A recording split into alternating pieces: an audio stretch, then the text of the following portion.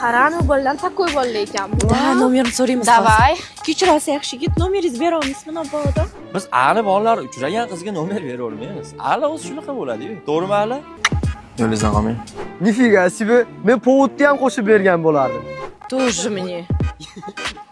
Biza qizlar ani bolalarni bittada taniymiz-da, chunki ular takoy порядочный bolalar-da.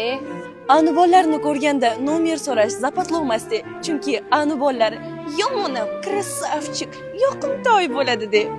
Yo'q, hayotimda birinchi marta ad o'qimaganimga afsuslandim-da hozir. Bir mazza qilib dam olib kelamiz endi. Bola? Qayerga ketyapsizlar? Ali to'planib Tailandga ketyapmiz. Ala zo'rda.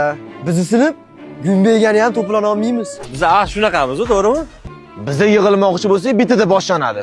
U kelmayapti, xotinim ruxsat bermayapti, pulim yo'q. Ad o'qisam bo'lar ekan вообще-то. Endi ala boshqa daraja. Hayron qoladigan joyi, Ali doim yig'ilib chet davlatga chiqib turamiz. Sizlar chiqmaysizlarmi? Kim uyi bu? Sinf rahbarimiz uyi. Assalomu alaykum. Assalomu alaykum. Sinf rahbarimizning ismi nima edi bizani? Sinfdoshlar bilan yig'ilishib sizga uy sovg'a qilmoqchi edik. Voy, rahmat. Qolmadingmi? Ustozga ham uy beradimi? Biz Alarda pul ko'p. Hamma pistonchi, palonchini bolalari Alarda o'qigan. Maktabda sinfdoshlarimizning eng kambag'ali ham o'sha maktab direktorining o'g'li edi. Uy berib yubordi-ya. Biz ustozga ikkita narsa berganmiz. Sahar kasalligi bilan davleniya kasalligini. Boshqa hech narsa bermaganmiz.